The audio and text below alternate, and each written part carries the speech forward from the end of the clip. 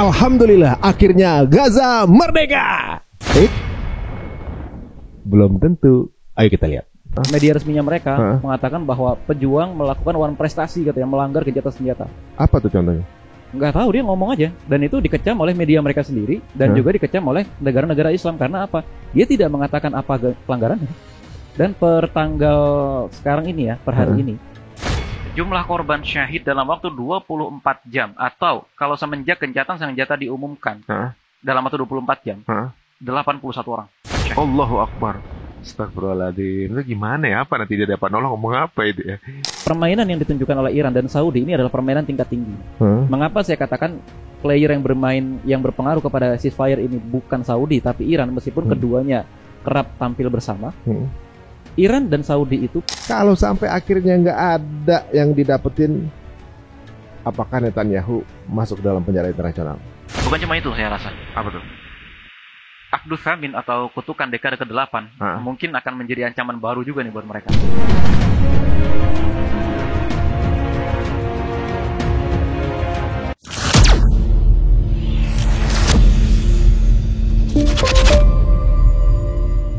Assalamualaikum warahmatullahi wabarakatuh.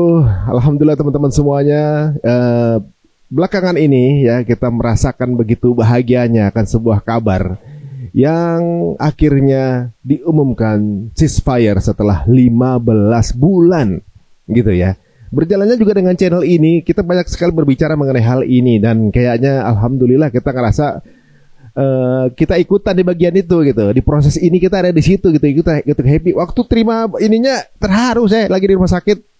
Sampai beneran nih sampai gitu. Langsung WhatsApp tamu kita sekarang ini. Nah, sekarang kita mau cross check nih bener enggak sih ceasefire ini beneran kejadian apa enggak? Karena beliau juga punya pandangan-pandangan yang mengajak kita untuk agak sedikit jangan euforia dulu. Oke, langsung aja kita akan ketemu dengan Syekh Ammar Risalah. Assalamualaikum warahmatullahi wabarakatuh. Masya Allah. Pagi-pagi langsung WhatsApp antum ya kan? Ya, alhamdulillah baru pulang juga. Baru pulang juga antum ya? Ya. Kayak dulu waktu ana yang langsung WhatsApp antum tuh waktu meninggalnya Ismail. Ya Sinwar. Ya kan? Ini beneran apa enggak gitu kan? Nah, tadi juga begitu. Anu cross check bener apa enggak gitu kan. Nah, ini kan jujur sih semua orang happy ya. Lagi-lagi seneng-senengnya nih. Apalagi mungkin yang mencintai apa namanya? Bagaimana perjuangan yang dijalankan oleh para pejuang Palestina. Nah, proses ini kemudian karena sebelumnya ada satu kebakaran hebat yang ada di Amerika yang kebakaran, tapi orang pada happy ini baru kali itu, gitu kan. Kemudian ada pengumuman ini, seolah-olah semuanya relate. Nah, kemudian tadi kita ngobrol-ngobrol kecil, apakah ada kemungkinan ternyata ada yang one prestasi atau enggak? Ternyata semua peluang masih ada ya. Nah, sebenarnya saya tanya pertama. Ceasefire udah diterapkan belum sekarang? Jawabannya belum. Karena baru akan diterapkan pada hari Ahad 19 Januari 2025 jam 12.15 atau 17.15 WIB. Oh, berarti masih punya waktu? Masih punya waktu. 4 hari? Sekitar 4 hari. 4 hari, oke. Nah, ketika diterapkan, jadi bisa aja ada sesuatu yang terjadi di 4 hari terakhir ini? Bisa kemungkinan? Udah tadi siang.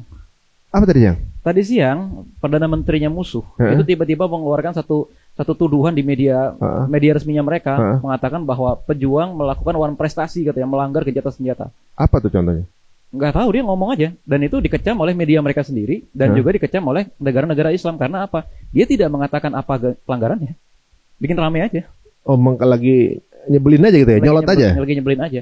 Dan per tanggal sekarang ini ya, per hari ini, jumlah korban syahid dalam waktu 24 jam atau kalau semenjak gencatan senjata diumumkan dalam waktu 24 jam 81 orang syahid. Allahu Akbar. Jadi seolah-olah mereka ngejar waktu. Betul. Sebelum ditutup mereka mau ngabisin dulu nih gitu. Betul. Tepatnya bukan menghabisi pejuang tapi menghabisi senjatanya saja biar habis pelurunya. Tapi nembaknya ke orang. Nembaknya ke orang random. Emang nih kaum kayaknya emang mungkin gemes aja ya. Nah, itu dia.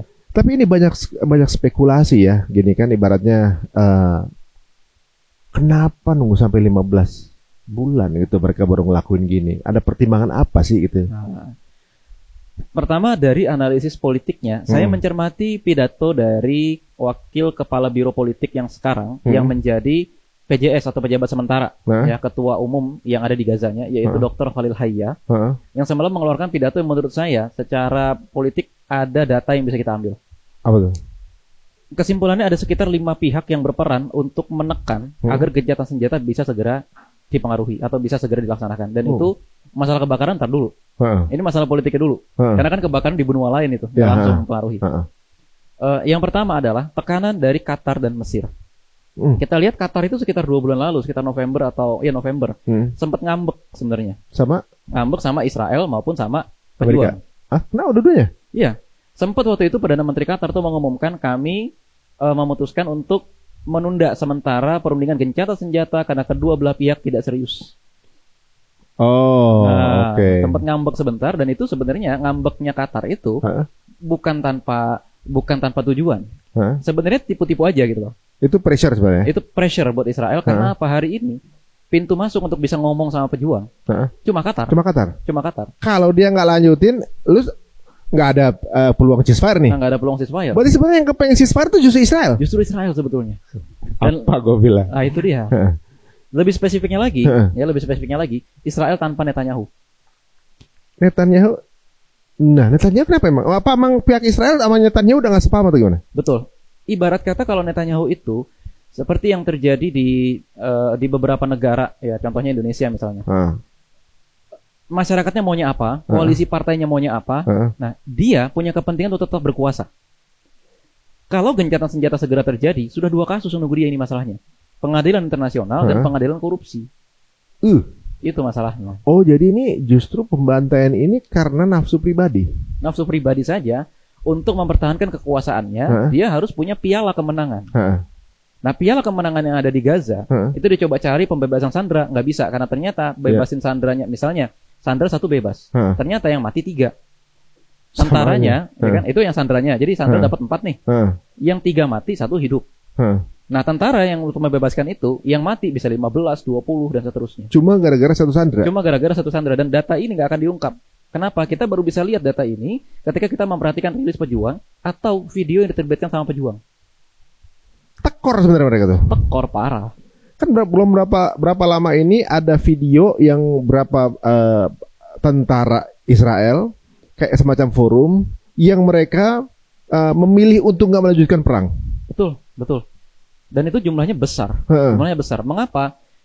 Satu, ada berita bahwa mereka itu nggak dibayar. Itu yang pertama. Yang kedua, perang ini sangat politis bagi Israel. Karena sekarang masyarakat Israel itu sudah melihat perang ini dilakukan untuk tetap mengangkat nama Partai Likud. Partainya si Netanyahu ini. Sementara partai-partai lain itu sudah sepakat, oke, kita jatuhin dulu Netanyahu ini. Gitu loh. Cara untuk menjatuhkan Netanyahu, stop dulu perang, APBN kita udah nggak cukup. Penerbangan kita tuh udah nggak terbang di mana-mana gitu loh sekarang. Artinya pemasukan dari pariwisata, pemasukan dari visa dan lain sebagainya udah nggak ada.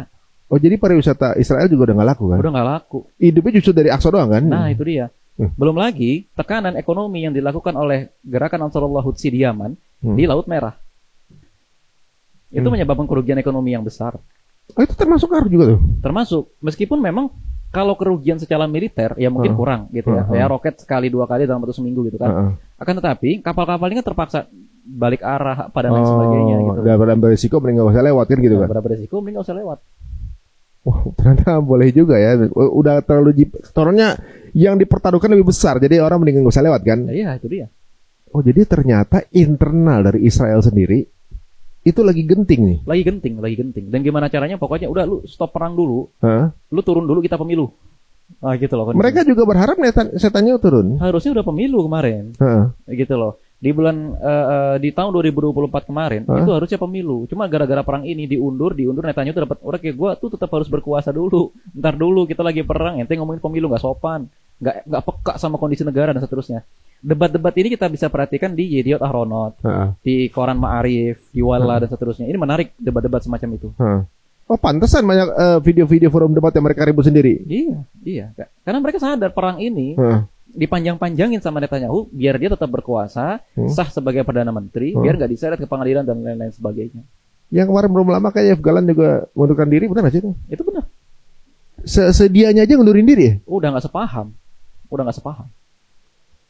Berarti ini sebenarnya dalam kondisi dalam kondisi udah carut marut dalamnya dia. Udah carut marut. Ini kondisinya persis seperti perang Badar. Heeh. Komandan-komandannya Abu Jahal tuh udah pada udahlah ngapain perang dan seterusnya gitu. Sementara di pasukannya Rasulullah Shallallahu Alaihi Wasallam tuh makin kompak, makin solid. Walaupun sampai sekarang belum ada statement khusus yang mengatakan ini loh pemimpin baru, nggak ada ya? Nggak ada. Apa sengaja biar nggak jadi target?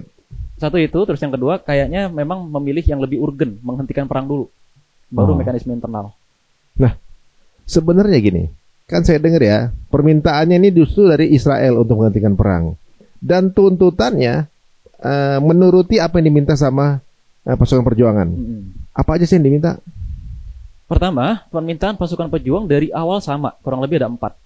Pertama, sebelum kita membicarakan penukaran sandera, tarik dulu semua pasukan dari Gaza. Yeah.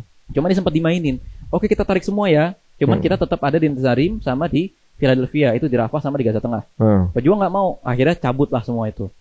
Nah, permintaan keduanya adalah satu sandera akan ditukar dengan 100 sampai 150 orang, termasuk ini yang paling susah nih. Tahanan-tahanan seumur hidup yang diantaranya adalah Abdullah Barghouthi dan Marwan Barghouthi. Dua orang ini, Abdullah Barghouthi ini adalah ahli peledak dari pejuang Palestina. Yang dia adalah manusia yang dihukum paling lama dalam sejarah dunia ini. 5.200 tahun. Sama aja seumur hidup ya? Sama aja masih hidup orangnya? Seumur dunia. Masih hidup karena dia ditahan di awal tahun 2000-an dulu. Ketangkep sampai sekarang ini baru 22 tahun. Gitu. Nah, lalu kemudian Marwan Barghouthi ini adalah ketua Fatah, tapi dari faksi yang menghendaki perlawanan bersenjata kepada penjajah. Sementara faksi Fatah yang ada sekarang adalah faksi Fatah yang lebih moderat. Clown gitu nggak? Penjajah paham ini nih ya, para pejuang ini maksudnya adalah ingin membuat pergolakan di otoritas Palestina. Karena kalau sampai dua orang ini keluar, jenderal baru pejuang akan muncul, dan yang kedua calon presiden yang kuat akan muncul. Malah jadi tambah kuat. Malah jadi tambah kuat nanti. Bisa dieksekusi dong di dalam itu kalau emang malas ngeluarin. Nah, tapi kalau misalnya dieksekusi akan terjadi perlawanan semesta nanti. Gitu loh. Yang lebih besar lagi nanti. Karena udah ketahuan kalau masih hidup, kemudian jadi bahan untuk bergen, udah nongol di permukaan. Kalau sampai dieksekusi malah ketahuan. Dan akhirnya malah pejuang nggak punya alasan dong untuk bersikap toleran dan moderat terhadap negosiasi kan. Malah nggak ada daya tawar berarti. Nggak ada daya tawar nanti, gitu kan. Nah, yang ketiga tawarannya adalah untuk membuka sepenuhnya perbatasan Rafah, yang mana kita tahu hari ini perbatasan Rafah sebetulnya dikuasai 100% oleh Mesir. Dan ini yang jadi ganjalan semua pengamat internasional dan semua ulama mengatakan ini Mesir yang bisa membuka Rafah. Tapi ya herannya Mesir tetap punya menuruti saja gitu ketika Israel itu menduduki perbatasan Rafah mulai tanggal 6 Mei 2024 kemarin. Apa ada kepentingan juga nggak? Saya tidak bisa menyimpulkan, akan tetapi yang jelas malam tadi Khalil Haya juga mengucapkan terima kasih kepada Mesir. Tampaknya ada sesuatu yang hanya diketahui oleh mereka. Apakah itu misalnya sel-sel pemberontakan yang ditanam oleh penjajah di dalam Mesir atau apa? Bisa jadi. Nah tadi kan bilang ada pihak yang berperan. 5 pihak yang berperan tadi kan. Betul. Qatar. Ada Mesir juga nggak di situ? Ada. Perjanjian gencatan senjata ini berlangsung di Qatar dan di Kairo di Mesir. Itu bolak-balik. Yang menjadi aktor utamanya adalah Menteri Luar Negeri Mesir dan Kepala Intelijen Mesir, Menteri Luar Negeri serta Perdana Menteri Qatar. Mengapa? Tadi saya pikir Mesir agak condong ke Israel tadinya. Awalnya saya pikir. Itu dia. Memang secara kebijakan ekonomi dan lain sebagainya gitu ya. Memang di Mesir kan kita sama-sama pernah ke Mesir ya. Agak tegang ya di Mesir itu kan. Agak tegang, kita tuh gak boleh ngomongin secara jelas menyebut nama pejuang, secara jelas menyebut nama musuh kita itu gak boleh di Mesir karena ibaratnya di sana tembok aja bisa ngomong. Tapi tampaknya ya Mesir ini satu, dia kena tekanan ekonomi yang luar biasa. Di Mesir saat ini ada sekitar 150.000 pengungsi dari Gaza. Di Mesir dan saat itu oleh pemerintah Mesir kan dikasih garansi, oke, berobat gratis. Itu aja udah bantuan yang luar biasa sebetulnya. Ya kan, berobat gratis. Yang kedua, kalau ternyata nanti perang tidak berhenti, ratusan ribu orang ini akan menjadi tanggungan Mesir, dan ini yang tidak diinginkan oleh Mesir karena Mesir nggak punya uang. Gitu loh. Masih ingat narasi perang di bulan Januari 2024 ya, ketika akhirnya penjajah menyerang Rafah dan muncul tagar All Eyes on Rafah dan lain sebagainya. saat itu ya baik Netanyahu maupun Herzi Halevi itu menawarkan opsi untuk warga dari Gaza pindah semua ke Sinai. Gaza dikosongkan. Iya, kepengennya begitu biar nggak usah ngabisin amunisi kan. Nah, tapi kan saat itu kalau mereka pindah ke Sinai sama aja ini jadi penduduk Mesir. Karena kan Sinai punya Mesir. Nah, Mesir tidak mau itu. Gitu. Makanya sejak saat itu pintu perbatasan Rafah dan Mesir itu dipertebal dan dikasih listrik. Lah, ketika itu para pengungsi yang sering keluar dari Rafah itu lewat mana mereka? Lewat pintu, resmi. Mereka lewat resmi. Perbatasan yang ada perusahaan Hala yang bayar $5.000. $5.000. Oh, itu memang pintu resmi. Memang pintu resmi. Jadi nggak bisa ada nyusup orang ke sana. Nggak bisa, susah, sangat susah. Dan 5.000-nya itu katanya bayarnya ke Mesir ya, bukan ke Israel. Lebih tepatnya bukan ke pemerintah Mesir, tapi satu perusahaan swasta agen travel. Ngeri juga. Ada ya orang begitu, orang lagi dalam keadaan kesusahan dia dapat keuntungan loh itu. Nah, itulah. Kemarin ada ngobrol di Jepang, ada sekeluarga 6 orang, satu orang tuh bukan 5.000, $6.000. Setelah Rafah itu dibongkar, bahkan terakhir sampai 10.000. 10.000 sekarang? Sampai 10.000. Astagfirullahaladzim, itu gimana ya? Apa nanti dia dapat nolong ngomong apa itu ya? Gitu. Dan masih sekarang masih atau memang belum ada yang bisa lewat ya? Untuk saat ini belum ada yang bisa lewat. Hanya lembaga kemanusiaan saja sama supir-supir truk. Sih. Nah sekarang kalau misalnya dari tadi 5 itu siapa aja? Kayak kan tadi Qatar, Mesir, lalu kemudian Turki bermain. Turki ini juga memegang peranan penting dan salah satu peranan Turki, tapi ini agak out of the topic gitu ya. Ikut memerdekakan Suriah dari Bashar al-Assad. Dan ini menjadi satu kartu tersendiri bagi negara-negara Islam. Nah, pihak yang ketiga yang bermain adalah Iran. Ini Iran juga ikut bermain. Permainan yang ditunjukkan oleh Iran dan Saudi ini adalah permainan tingkat tinggi. Mengapa saya katakan player yang bermain yang berpengaruh kepada ceasefire ini bukan Saudi tapi Iran, meskipun keduanya kerap tampil bersama. Iran dan Saudi itu berkali-kali dipancing agar saling bertengkar lagi sesamanya. Nah, tapi manuvernya menarik saya lihat. Tahun lalu, kurang lebih di bulan-bulan November, ya, setelah kesyahidan Yahya Sinwar, itu tiba-tiba faksi milisi Syiah yang ada di Qatif, daerah Saudi Selatan, itu melepaskan drone dan nggak ditangkis sama Saudi. Namanya faksi Bilad Haramain. Nah, ini menarik karena apa? Ini kan tadinya musuh lama gitu. Dan kalau memang ternyata Saudi itu masih memusuhi Iran dan lain sebagainya, ini pasti ditangkis dong pakai sistem pertahanan udara. Tapi enggak, ini drone-nya sampai ke Israel. Artinya dilolosin. Udah gitu, Iran dengan Saudi itu kan berdamai di Beijing, diperantarai sama Cina dan makin akrab. Berkali-kali menteri luar negeri kedua negara itu saling mengunjungi, bermesraan di ruang publik gitu. Artinya di forum-forum internasional itu ketemu, salaman dan seterusnya. Itu bagaimana tanggapan Israel dengan itu? Marah pasti. Yang paling mengerikan dari musuh kita adalah kalau negara-negara Islam itu bersatu. Terlepas dari mungkin ada yang Syiah, ada yang sekuler, ada yang apa, dia pasti akan marah. Minimal jadi was-was lah ya. Minimal jadi was-was, gitu kan? Minimal jadi was-was. Nah, kemudian aktor selain Iran tadi adalah faksi-faksi bersenjata, seperti misalnya ada Hizbullah, termasuk juga Hay'ah Tahrir Asy-Syam, dan juga kemudian Gerakan Ansarullah di Yaman. Nah, inilah yang kemudian terus-menerus menekan penjajah. Oh, ternyata ngerepotin juga tuh. Ternyata sangat merepotkan. Nah, kan belakangan ya, di yang setelah Gaza kemudian rame si Israel kemudian ngebom Hizbullah, katanya dia berhasil menghabisi Hizbullah, kemudian jalan ke Syria segala macam. Itu saya pikir, loh ini makin kuat aja nih, bukannya Gaza udah ini Gaza dapat, kemudian ke Lebanon menang juga, ke Syria juga dapat. Kita pikir lagi tambah kuat apa gimana nih gitu. Itu ada drama apa sih di balik itu? Sebenarnya bukan drama kalau kita lihat. Penjajah ini mencoba mencari alasan baru perang. Karena apa? Masuk Gaza tujuan yang gini. Jualannya ke rakyatnya sendiri. Ya. Kami ini masuk Gaza untuk mencari tawanan. Sementara tawanan-tawanan itu selalu dipulangkan dalam keadaan sudah jadi mayat. Gitu loh. Ya mereka sih bisa bilang ini dibunuh sih sama pejuang, tapi ketika melihat mayatnya kok gosong, ini kan bekas ledakan, gitu loh. Yang punya ledakan kayak gitu cuma mereka sendiri, gitu. Cuma mereka sendiri, gitu. Satu itu. Terus yang kedua, jualannya ke dunia internasional, kami menghabisi teroris. Tapi ternyata di dunia internasional simpatinya makin besar. Kenapa? Karena bom-bom yang mereka gunakan dan lain sebagainya itu ternyata dokumentasinya malah lebih dari teroris. Malah sebenarnya itu terekspos sebagai mereka yang bad guy gitu. Mereka yang bad guy gitu loh. Jadi kayak ibarat ada orang lagi berantem gitu. Cuman pihak yang lebih kuat tuh bilang dia ini teroris. Cuman ternyata ngabisin itu kejem banget gitu loh. Sampai-sampai ini dia kali yang teroris. Iya, soalnya orang lihatnya kan dia tuh ngebom di wilayah orang. Iya.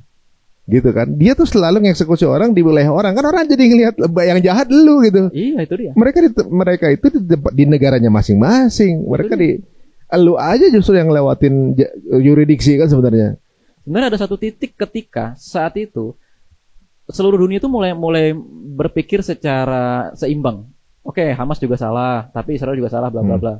Sampai di situ seandainya saat itu perang berhenti, mungkin simpati orang kepada Gaza tidak akan sebesar sekarang. Sayangnya bukan sayangnya ya, pada saat itu atas kehendak Allah, penjajah itu nyerang Beirut, penjajah nyerang Damaskus, penjajah nyerang Son'a, gitu loh. Oh udah jelas gitu loh. Berarti yang menjajah siapa sekarang? Ini nggak diprediksi oleh Netanyahu ya? Maksudnya sangat tidak diprediksi. Maksudnya bahwa apa yang dilakukannya justru melunturkan trust internasional gitu kan? Iya. Dia pikir bakal jadi superior, tapi malah kelihatan jelek gitu. Itu dia pikir akan mengundang simpati publik. Oh kita tuh negara yang kuat, kalian jangan main-main sama kami, gitu loh. Tapi justru gara-gara itu masyarakat melihat apa-apaan sih gitu loh. Senjata kalian juga kuat dari Amerika kan? Ketika kita memboikot Amerika, habis kan kalian gitu loh. Iya, sekarang lagi, Amerika juga lagi menderita nih guys. Lagi menderita. Ini menarik banget ya bahwa ternyata ya ini qadarullah sih ya, bisa begini ya. Maksudnya Qatar bikin drama ngambek gitu. Kalau nggak mau, lu nggak bisa ngobrol selain lewat gua kan bilang gitu ya maksudnya kan.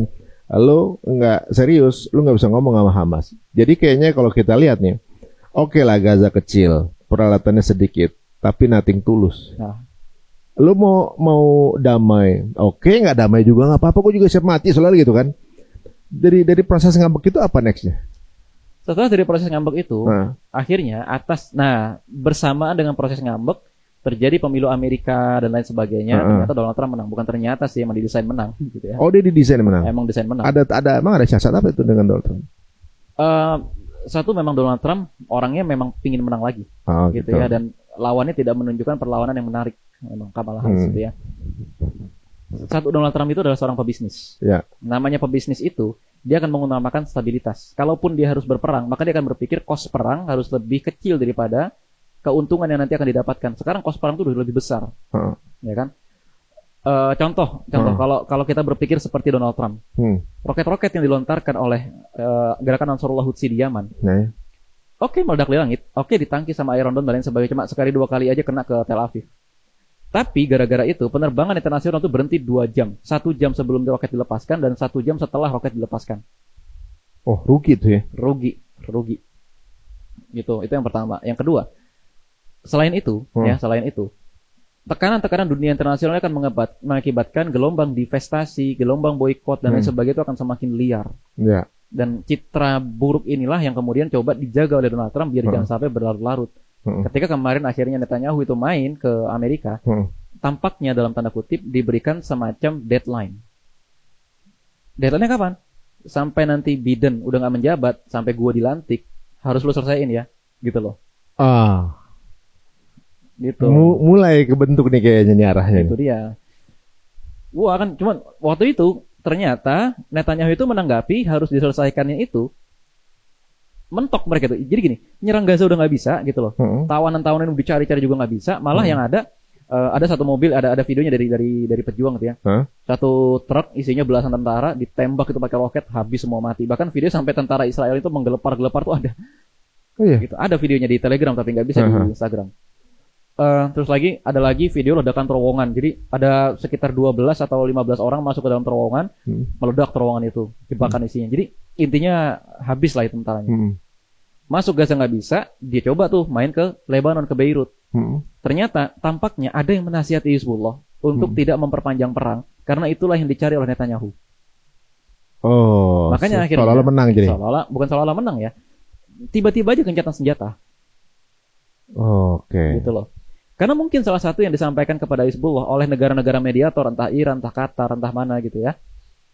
Kalau perang ini terus-menerus diperpanjang, ini hanya akan memindahkan luka Gaza ke Lebanon.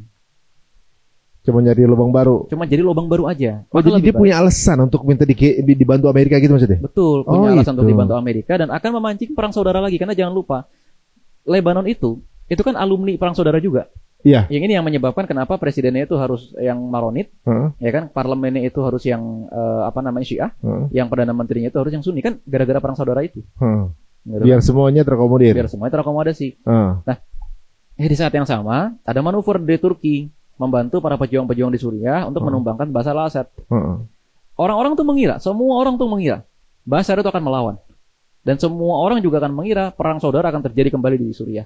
Tapi di sini cerdiknya para pejuang Suriah, mereka tidak ingin menciptakan perang baru, mereka hanya ingin mengusir Bashar. Jenderal-jenderalnya Bashar al-Assad itu dibujuk terlebih dahulu tanpa sepengetahuan Bashar, sehingga yang jadi tujuan kami itu cuma Bashar aja udah. Nah, sampai di sini Israel panik, loh kok nggak perang sih, kok damai sih, kok langsung stabil sih Suriahnya gitu loh. Akhirnya perbatasan di daerah Quneitra dan lain sebagainya, termasuk Mount Hermon itu dibom, diledakin apa dan lain-lain sebagainya. Tapi ternyata mancing oleh Qatar, Saudi dan Turki, kayak dikekep, udah jangan balas. Gitu loh. Asli benar ini tingkat atas banget mainnya. Tingkat atas. Pantesan gini, ini ada hubungannya nggak? Waktu Israel mancing Iran, sampai sekarang tuh Iran nggak balas, itu mungkin gara-gara itu juga. Tampaknya gara-gara hal yang sama. Kita melihat reaksi yang sama. Hizbullah tidak terpancing untuk membalas meskipun di masa gencatan senjata antara Hizbullah dengan Israel itu juga diserang terus. HTS, Tahrir Syam juga tidak terpancing membalas meskipun serangannya besar sekali di Latakia dan lain sebagainya itu. Iran juga tidak terpancing membalas meskipun Netanyahu untuk berkali-kali ngata-ngatain. Jadi sebenarnya Netanyahu ini punya satu rencana atau trik ya, mungkin ya, cara main catur gitu ya. Kemudian dia cari gara-gara ke tempat lain. Emang itu sengaja cari gara-gara? Emang itu sengaja. Maksudnya kalau berhasil jadi bikin ribut perang dunia baru gitu maksudnya? Betul. Tujuannya dia ingin memancing perang dunia dan dia ingin tampil sebagai pahlawan perang dunia. Dia ingin menunjukkan kepada seluruh dunia bahwa lihat, kalian kalau melawan kami semua, yang dimaksud kami semua itu adalah dia, Amerika Serikat dan lain sebagainya, kalian akan kalah. Jadi abu kalian semua. Tapi sayang yang dipancing gak kepancing. Karena mereka tahu daripada gue berhadapan sama Amerika Serikat, udah sekarang kita bangun aja kesatuan negara Islam dulu. Malah makin mengerikan sebenarnya. Makin mengerikan. Nah, kerugiannya apa nih? Karena pada gak kepancing nih. Kerugian dia apa? Satu, Amerika Serikat tidak punya alasan untuk memberikan dia bantuan senjata lagi. Atau dia akan jadi the most evil country kan? Dia akan jadi the most evil country lagi. Yang kedua, secara bisnis juga nggak menguntungkan. Saudi dalam tanda kutip ya sebagai bukan bayaran ya, sebagai garansi atas perdamaian dengan Iran, mulai dekat ke Cina. Oh, unik nih. Unik itu dia. Mulai dekat lagi ke Cina. Gitu loh, mulai merapat ke Cina, terus sebagian minyaknya udah mulai dijual ke Cina dan lain-lain sebagainya. Turki juga apalagi udah mulai seperti itu, ya kan? Dan uniknya, ini negara yang berbatas dengan Israel gitu ya. Uniknya, Suriah sendiri sekarang ternyata statement-statementnya itu tidak terpancing untuk memerangi Israel, sekaligus juga tidak terpancing lagi untuk melakukan genosida kepada keluarganya Assad dan tidak terpancing untuk melawan Rusia. Justru menteri-menterinya Rusia tuh pada bilang kami siap membangun kembali ikatan dengan Suriah yang baru. Ini malah jadi nggak ada alasan kan? Iya, ini malah lebih menakutkan lagi. Gitu. Ya kalau nanti Israel memperluas perang kemana-mana, gitu kan, mereka akan jadi musuh semua orang nanti. Akan diserang semua negara takutnya nanti kan? Itu dia, akan diserang semua negara. Wah, berarti sebenarnya ini rencana Allah banget ya. Seolah-olah kayaknya ini trik begini kalau ditanggapi dengan emosi kepancing ya. Ini baru saya dengar nih, ini menarik ya. Jadi sebenarnya ini drama yang lebih. Tuh antum ngelihat kayak begini seru juga ya. Kalau antum sendiri menganalisa ini kalau begini bisa begini. Nah kalau sekarang nih ya, alasannya kemudian minta ceasefire apa dong kalau gitu? Ibaratnya gini, kan tadi udah kerugian kemana-mana, udah kerugian yang tinggi. Parlemen juga udah nggak ada benefit lagi di negara kan gitu. Ibaratnya satu-satunya cara yaitu dengan menggulingkan Netanyahu. Iya. Tapi satu-satunya cara Netanyahu dengan memperpanjang kekuasaan. Caranya untuk bisa memperpanjang kekuasaan dengan cara membabi buta, cari alasan untuk perang. Begitu? Betul, cari musuh baru. Nah, berarti kalau misalnya ceasefire terjadi, rugi dong Netanyahu sekarang? Sangat rugi. Makanya panik ini dia. Panik, dia sangat-sangat panik. Makanya coba yang terjadi gimana? Di Gaza, di Lebanon, di Yordania, di mana-mana perayaannya nggak kembang api apa segala takbiran kayak malam tahun baru, malam tahun Idul Fitri. Sedangkan kalau di Israel yang terjadi apa? Demonstrasi besar-besaran, mengecam kita kalah dan seterusnya. Gitu. Tepatnya sampai sekarang belum ada statement Netanyahu ya? Sudah ada tadi siang. Ngomong gimana dia? Gitu. Dia kan tadi siang ngomong Hamas mencoba mengkhianati kesepakatan. Cuman tadi dia ngelempar wacana aja gitu. Tapi nggak ada ininya. Nggak dijelasin apa yang dilanggar dan seterusnya, nggak dijelasin.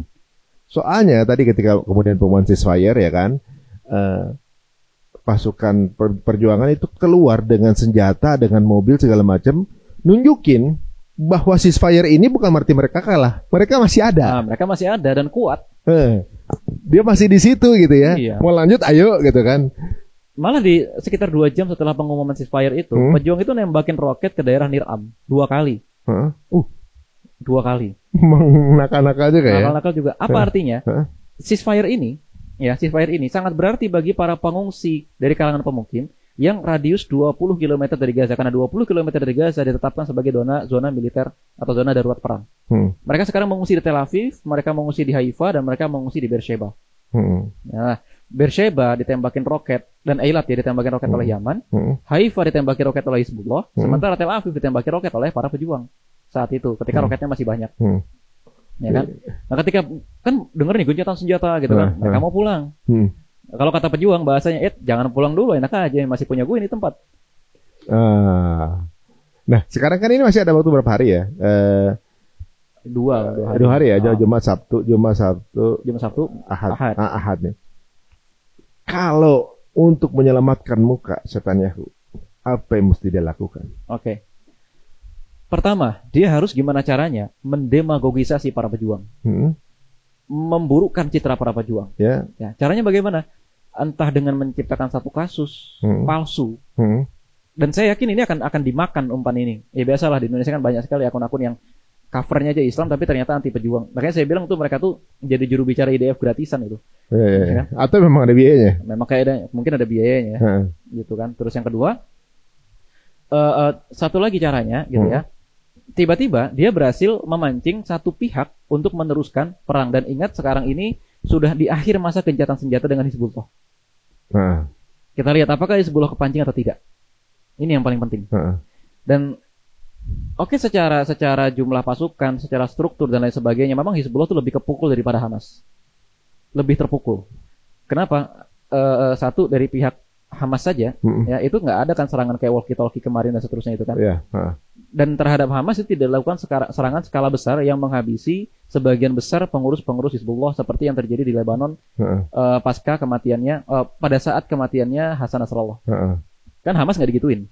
Karena mereka juga nggak tahu posisinya kan. Selain itu, yang di luar negeri adanya di Doha. Nggak mungkin mereka nyerang Doha. Masalah baru. Iya, masalah baru. Ya kan? Maka saya yakin dalam waktu 42 hari gencatan senjata tahap pertama ini, mereka akan berusaha mencari musuh-musuh baru. Ya, mereka akan berusaha memancing. Ya, mereka akan berusaha mengkhianati gencatan senjata, tapi dengan cara yang tidak melanggar kesepakatan. Cari-cari sama mereka, gitu ya. Atau yang ketiga, kalau misalnya mereka sama sekali nggak kepancing, ya kan, mereka akan mencoba mempengaruhi hukum internasional untuk menyeret para pemimpin Hamas dan pemimpin pergerakan Palestina yang ada di luar negeri ke pengadilan internasional. Biar nggak cuma dia doang. Saat ini di luar negeri tokoh-tokoh yang cukup berpengaruh diantaranya ada Khalid Mish'al, Khalil Hayya, Usama Hamdan, dan lain-lain sebagainya. Mereka tuh nggak di Gaza? Nggak di Gaza, mereka di Doha. Jadi sebenarnya injury time juga sih sebenarnya, dan belum tentu dapat juga. Atau bisa aja menemukan markas gitu, mungkin nggak? Sangat mungkin. Tapi so what gitu loh. So what? Ketika Hasan Nasrallah itu meninggal, Yahya Sinwar itu syahid. So what? Apa yang terjadi? Tidak ada yang terjadi. Baik-baik saja gitu. Ya kan? Malah harum namanya kan? Malah lebih harum namanya. Terus perlawanan lebih keras lagi, dan nama mereka lebih jatuh lagi justru. Ini menarik ya teman-teman ya. Ibaratnya gini, orang kalau menang, kalau perang itu kan takut mati, takut kalah ya. Kalau di pasukan perjuangan itu malah kalau mendingan mati sekalian gitu, malah harum ya, dan nggak ada takut-takutnya. kalau sekarang mungkin kesempatannya adalah untuk bisa mendapatkan piala tadi kata Antum bilang kan. Netanyahu harus punya piala atau dia pasti habis. Masih habis kan. Kan sempat dapat angin waktu ternyata yang dibunuh adalah Babe Yahya. Ya kan. Kayaknya udah kayak gimana gitu. Padahal itu jackpot kan gitu ya kan. Malah kebalik. Nah, ternyata itu malah menunjukkan kepahlawanan. Malah menunjukkan sebaliknya bahwa ini loh patriot sebenarnya, dia berjuang di tanahnya dia gitu. Iya. Yang eksekusi dia justru penjajahnya gitu. Jadi blunder semua gitu kan. Iya. Dalam waktu 2 hari harus melakukan hal-hal yang nggak ringan. Walaupun mereka juga jago juga dalam memelintir berita sih. Betul. Nah, kalau sampai akhirnya nggak ada yang didapetin, apakah Netanyahu masuk dalam penjara internasional? Bukan cuma itu saya rasa. Apa tuh? Akdus Samin atau kutukan dekade ke-8 mungkin akan menjadi ancaman baru juga nih buat mereka.